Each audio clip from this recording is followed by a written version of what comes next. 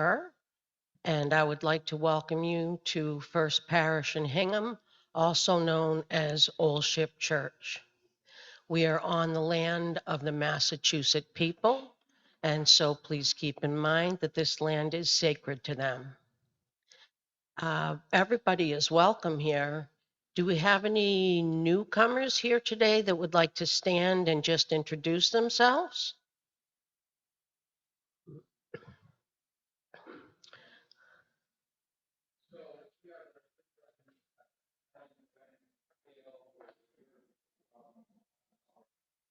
Great, thank you. Thank you for coming today, all the way from Colorado.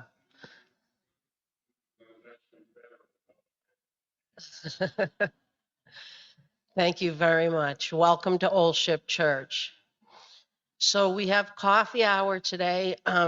Today is a different day. We have our annual meeting after church at 12 o'clock, I believe. So coffee hour today will be held just outside. It's the rain is going to break. That's what they say. So we'll take a short coffee hour, then we'll come back into the annual meeting. Please be aware of your announcements on your flyer today, see what's going on this week. Does anybody have an announcement that they would like to discuss before church begins? Well, thank you. Welcome to Old Ship Church. Our service will now begin.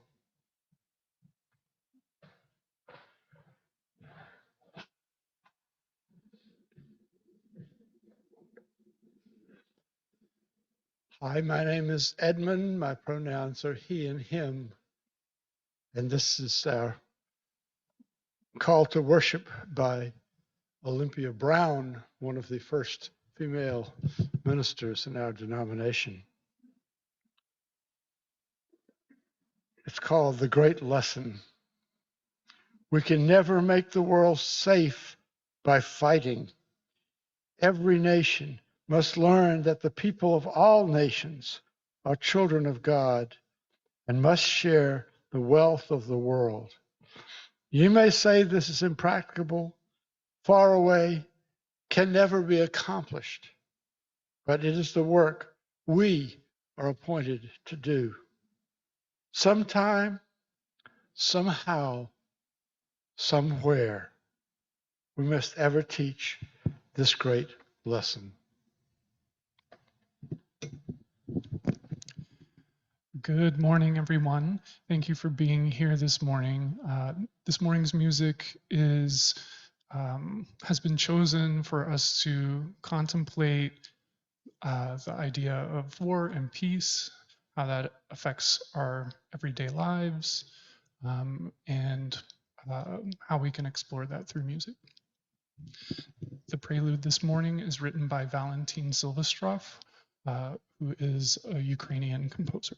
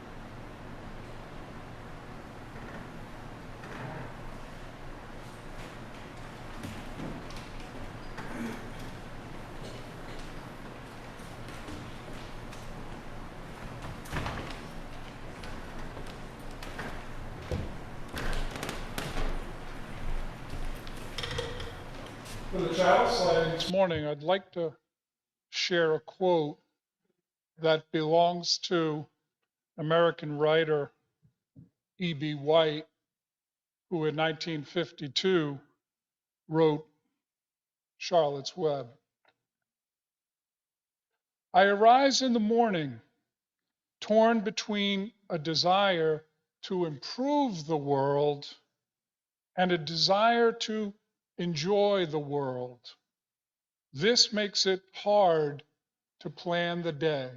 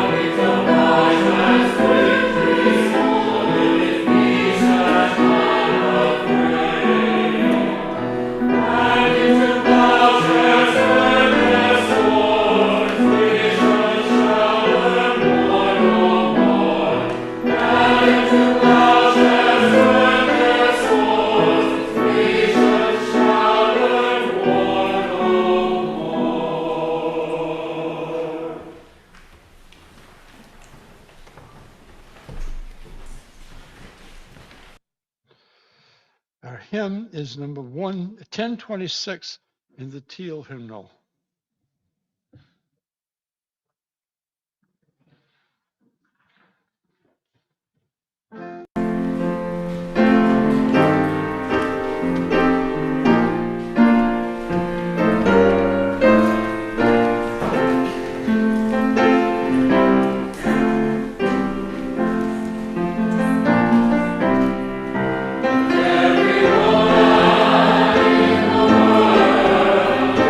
Everyone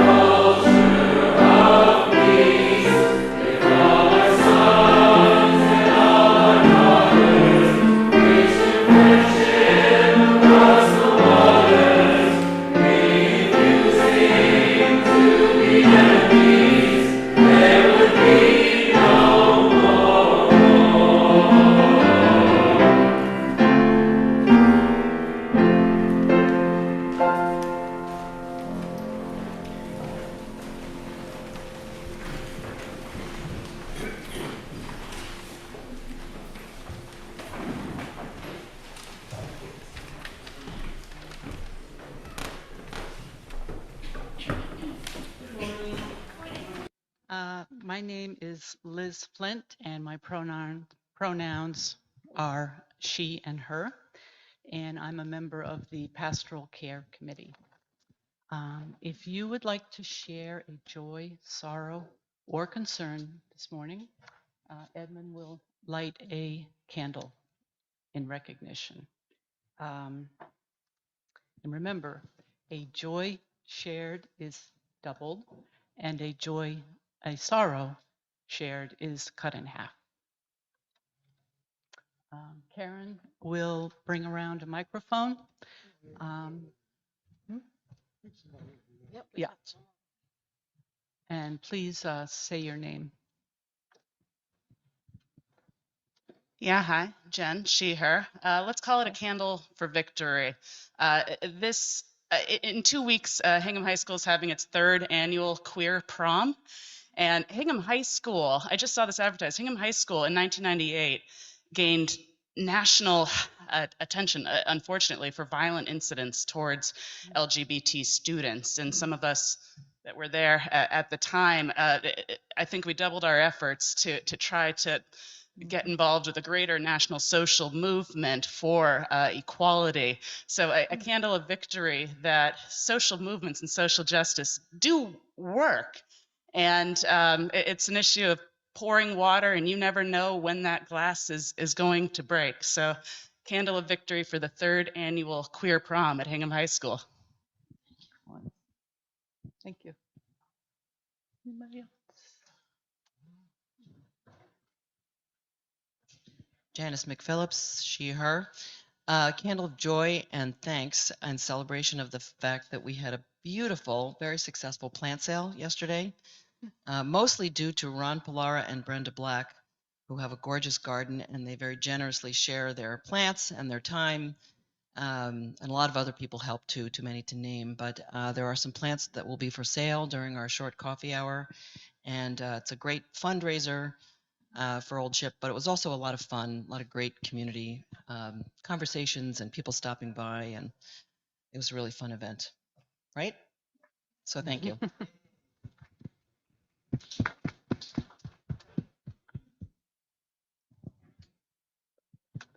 Over here.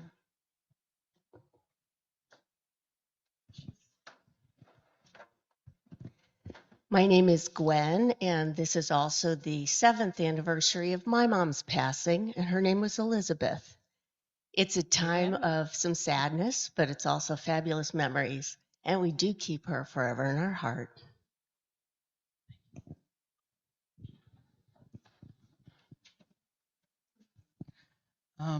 Hi, Judy Flaherty. My pronouns are she and her.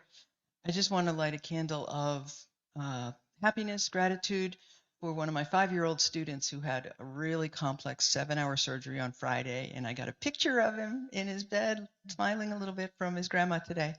So he's doing well, but good thoughts to keep him doing well. Hi, Janet Asnes, she, her. A candle of concern and love for my sister-in-law, my sister Judy, and my brother-in-law Bob. Bob is struggling with dementia right now, and it's been a long road for them, and they're just in the beginning of this process. So we as a family are trying to support them. They're out of state, so it's kind of difficult to be there, but helping them navigate the new systems that they need to work through, the paperwork, and holding them in love.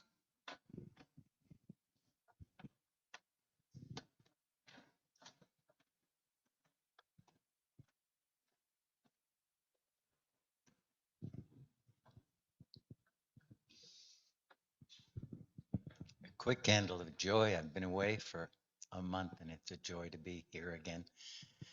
During that time, I heard that Richard Weaver, my Uncle Dick, passed away, but he got to get out of intensive care and get home. So he got to go the way he wanted to. And I'm looking forward to seeing my cousins next weekend. I'll miss you again because they're all the way down in Maryland. But celebration of life will be had while I'm away.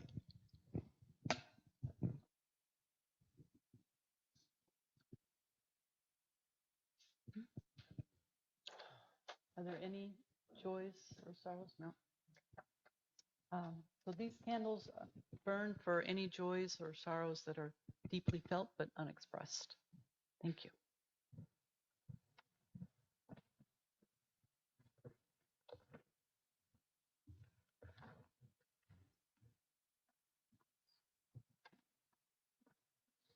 The choir will conduct the meditation.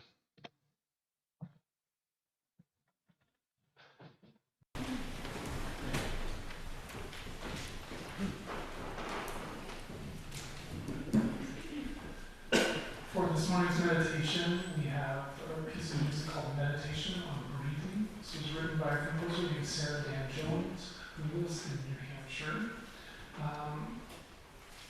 Sarah Dan Jones wrote this shortly after 9/11, and this was their response to the violence that took place. And she wrote this song for herself to help cope with this experience.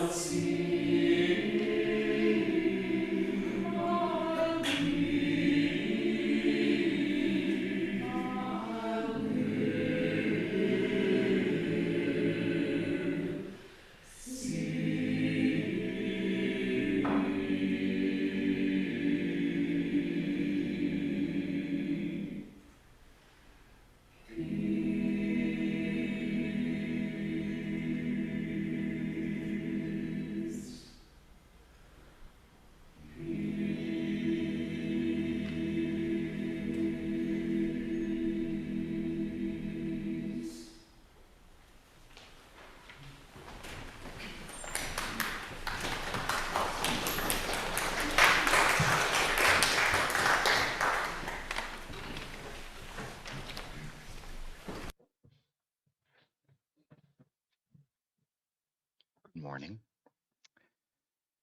Palestinian Mahmoud Darwish was born in Al-Birwa in Galilee, a village that was occupied and later destroyed by the Israeli army.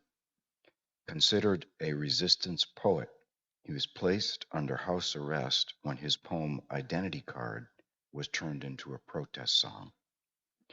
Darwish lived for many years in exile in Beirut and Paris. He authored over 30 books of poetry and 8 books of prose, and was the recipient of numerous humanitarian and literary awards. He died in 2008 and was widely regarded to be Palestine's national poet. He is Quiet and So Am I by Mahmoud Darwish, translated from Arabic by Omnia Amin and Rick London. He is quiet, and so am I. He sips tea with lemon while I drink coffee. That's the difference between us. Like me, he wears a wide striped shirt, and like him, I read the evening paper. He doesn't see my secret glance. I don't see his secret glance. He's quiet, and so am I. He asks the waiter something. I ask the waiter something. A black cat walks between us. I feel the midnight of its fur. He feels the midnight of its fur. I don't say to him, the sky today is clear and blue. He doesn't say to me, the sky is clear. He's watched and the one watching, and I'm watched and the one watching. I move my left foot, he moves his right foot. I hum the melody of a song, and he hums the melody of a similar song. I wonder, is he the mirror in which I see myself? And turn to look in his eyes, but I don't see him. I hurry from the cafe. I think, maybe he's a killer. Or maybe a passerby who thinks I am a killer. He's afraid, and so am I.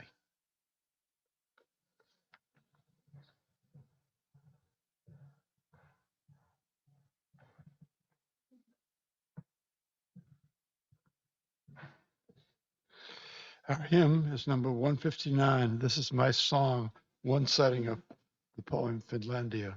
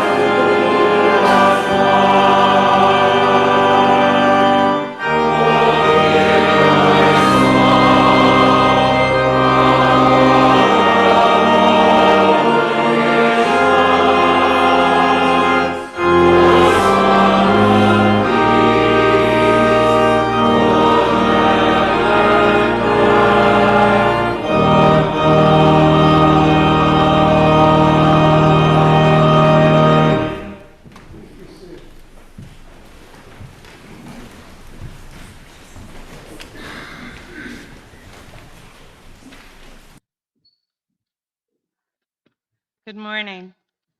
My name is Daveline Cooper. I'm here on behalf of the Social Justice Council. My pronouns are she and her. Imagine, as I know some of you can do easily, that you have a child or a sibling or a good friend who has realized that their biological sex assigned at birth does not match their gender identity, behavior, or expression. Now imagine that you live in a state where it is a crime to provide gender-affirming care to that person, or that you live in a state that has enacted new laws negatively targeting trans and gender-expansive people. There were 85 such laws enacted last year, which made 2023 the fourth consecutive record-breaking year for anti-trans legislation in the United States. In 2024, more than 500 new bills have been proposed, and 35 of them have been enacted. This is the situation that led to the creation of the Pink Haven Coalition. This coalition, which includes both the Unitarian Universalist Service Committee and the Unitarian Universalist Association as major participants.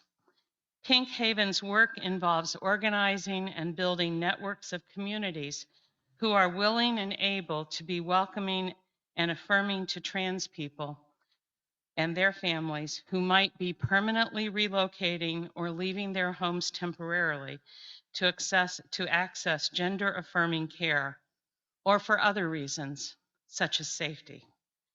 There are many ways in which this coalition helps. For example, providing a place for the individual and their families to stay, helping with transportation from one state to another, or assisting with financial needs and employment needs as these citizens and these beloveds in our communities seek new life in new communities. UUs in the coalition are offering their homes as temporary housing for these people, raising money for them, and supporting them on this journey. The Social Justice Council here at Old Ship believes that this is important work that we can support with our outreach offering this month. Every cent donated goes to helping our trans individuals and their families who need our help. You can learn more about Pink Haven itself at pinkhaven.org or from an article in the most recent edition of the UU World magazine. We thank you for your support, and as a reminder, you can also make your outreach donation on the Old Ship website using the donate button and then clicking on the outreach offering. The morning offering will now be given and with much gratitude accepted. Thank you.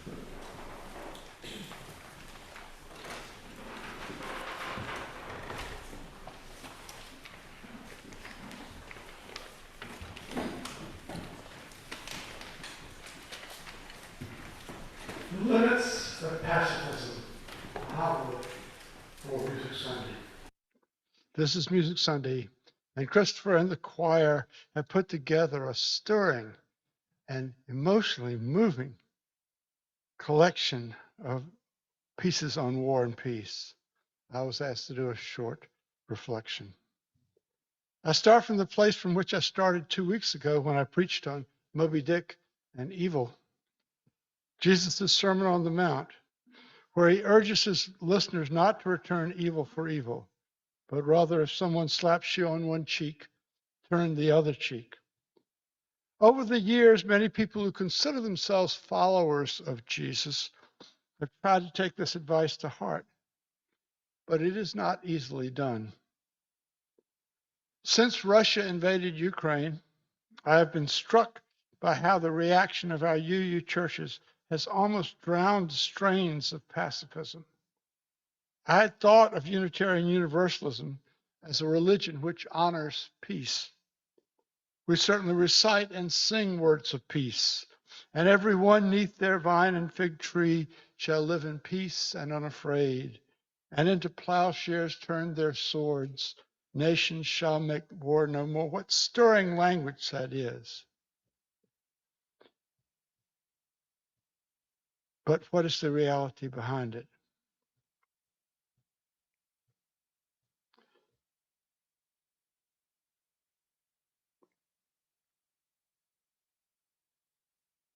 Many of the most powerful songs to come down to us from the 1960s when I was a young adult have been peace songs. I have always sung them with great gusto. But shortly after the Russian invasion of Ukraine, I found myself buying a Ukrainian flag to display in the sanctuary of the church where I was serving, as if there were no question of jumping into one side or the other of a military conflict.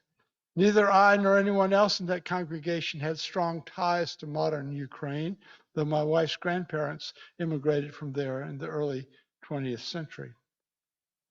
I don't believe there is any such thing as a good war, but I do believe that military intervention is sometimes necessary. That is to say that fighting under certain conditions can do more good than not fighting. As I've said before, my father fought in World War II, and I am proud of him for doing so. When I reached military age, I would have been drafted to serve in Vietnam, except that I got a medical deferment. I considered applying for conscientious objector status, but that requires that you have conscientious objections to all military service, and I cannot meet that standard because I would have served in World War II. UUs have never had a strong pacifist streak, particularly when you compare us to other faiths such as the Quakers, the Baha'is, the Buddhists, the Mennonites. In my adult lifetime, I viewed the Vietnam conflict as a continuation of the French colonial war, which seemed an attempt to hold on to a European colony. I saw the Iraq War as also an attempt to project American power in the Middle East without any insight or wisdom as to where it would end up. The question of whether to participate in military action often pulls together different strands of the personality. One, there is the fear, of course, of getting killed oneself, but not every person trying to get out of a military service obligation has fear of being killed uppermost in his or her mind. In my case, the thought that I could kill an enemy soldier weighted more heavily on me than the thought that I would be killed. As I thought about military service, I realized that wars don't just pop up out of the blue. They usually have some component of justice along with them. My main job in reasoning my response to the war in Vietnam was how I felt about the rightness of America's role. And I felt that America's role in most of those wars was unjust. I didn't want to be a part of it. The traditions of Christianity don't just leave us with the Sermon on the Mount, the rule of turning the other cheek. They also include just war theory, worked out by St. Augustine and many years afterwards by St. Thomas Aquinas. These thinkers said that if the aims of a war were just, it would not be a sin to fight in one. But if there is such a thing as a just war, there also has to be such a thing as an unjust war. And if the war is unjust, one should not fight in it. I said that Unitarianism and Universalism are not pacifist religions, as are some other faiths. But there's one major exception to this statement. Adin Ballou.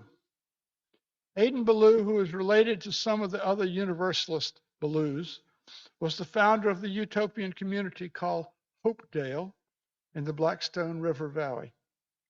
He was ordained a Unitarian, but a lot of the people whom he recruited to this community were Universalists. He developed an idea which he called Christian non-resistance, essentially turning the other cheek. Here's a little taste of Adin Ballou's standards of practical Christianity, which was the governing principle of the Hopedale community. Quote, "We cannot employ carnal weapons, nor any physical violence whatsoever, to compel moral agents to do right or to prevent their doing wrong, not even for the preservation of our lives. We cannot render evil for evil, railing for railing, wrath for wrath, nor revenge insults and injuries, nor lay up grudges, nor be overcome of evil, nor do otherwise than love our enemies, bless them that curse us, do good to them that hate us, and pray for them that despitefully use and persecute us." End quote. Later in his life, Ballou sent copies of his writings to Count Leo Tolstoy, the Russian novelist, who had them translated into Russian. Tolstoy considered Adin Ballou one of America's foremost thinkers and was shocked that he was not more widely known.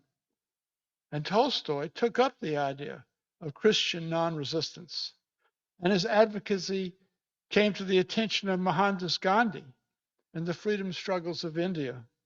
And Gandhi's use of these principles was followed by the Reverend Dr. Martin Luther King Jr. So there's a clear line from Ballou to Tolstoy to Gandhi to King. And we have to say that in the struggle for Indian independence in the 1940s and in the U.S. civil rights struggles of the 1960s, the principles of non-resistance, or as we would say today, nonviolence, were vindicated. But in both instances, there was a public opinion which could be roused by images of brutality appearing in public media. By contrast, if we tried some of those nonviolent tactics in, say, Ukraine today, the only people who could be shocked would be the Russian public, and they're not in any position to change the policy.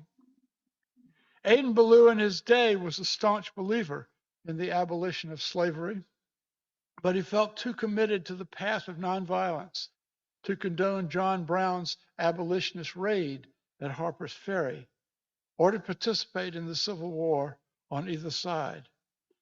Here's how he summarized his message in his work on Christian non-resistance. Quote, "But the Son of the Highest, the great self-sacrificing non-resistant, is our prophet, priest, and king. Though the maddened inhabitants of the earth have so long turned a deaf ear to his voice, he shall yet be heard. He declares that good is the only antagonist of evil which can conquer the deadly foe. Therefore, he enjoins on his disciples the duty of resisting evil only with good." End quote.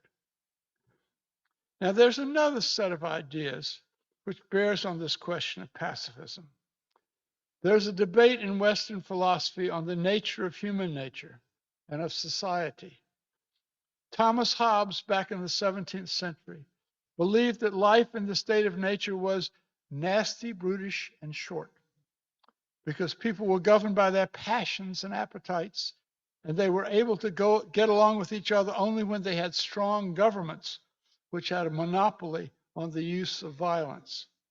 Think of the Wild West, where every person is a law unto themselves until the new sheriff comes to town to tame them. The opposite view of human nature was espoused by Jean-Jacques Rousseau in the 18th century. Man was naturally peaceable and naturally free, and it was civilization and its governments which corrupted the pure nature of man. So Hobbes would say man is saved from his bad nature by a strong government, and Rousseau would say man is corrupted by a strong government. A recent book by Harvard evolutionary psychologist Steven Pinker, titled The Better Angels of Our Nature, takes Hobbes's point of view and argues that the notion that the human race has gotten more violent since prehistoric times is not supported by fossil evidence. We're actually less warlike than our immediate ancestors and a lot less warlike than our distant ancestors. For Pinker, this counterintuitive finding is explained by the fact that government has over the years gotten stronger and more effective in suppressing violence in the community. Hobbes had titled his book Leviathan, that is, a whale. That's his idea of a government. And Pinker argues, in effect, that we need a supersized Leviathan if we're to suppress violence altogether. In other words, if there was a world government and world courts, we wouldn't have to fight wars with the physical weapons on the ground, but we could present evidence and make decisions about who has been violating real norms. This is what I look to suppress war, a super Leviathan. But as long as the most powerful and rich nations, including number one right here, resist ceding any power to world courts, they will remain a pipe dream. So here's my takeaway. The Christian non-resistance advocated by Aidan Ballou and taken up by Leo Tolstoy, Mohandas Gandhi, and the Reverend Dr. Martin Luther King Jr. has its place. And where there is a public whose conscience can be shocked, it will sometimes succeed against the powers ranged against it. India did win its independence from Britain, and Black people in the South did get some legislation passed outlawing discrimination. But individual, uncoordinated acts of non-resistance cannot, in my opinion, carry the day in wars such as Ukraine-Russia or Israel-Hamas. Without effective military resistance and adequate funding, the outcome of these conflicts will be, unfortunately, predictable. Amen.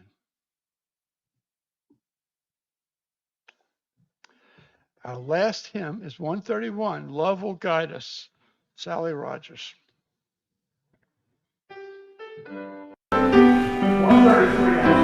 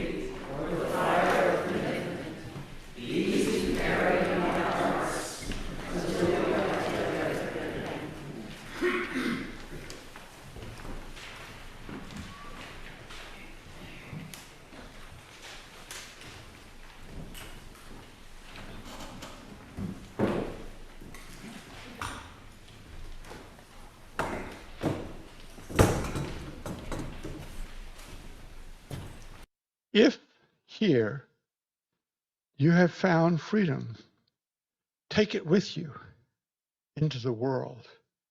If you have found comfort, go and share it with others. If you have dreamed dreams, help one another that they may become true.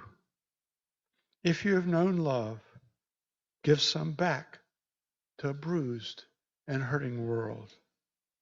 Go in peace. Amen.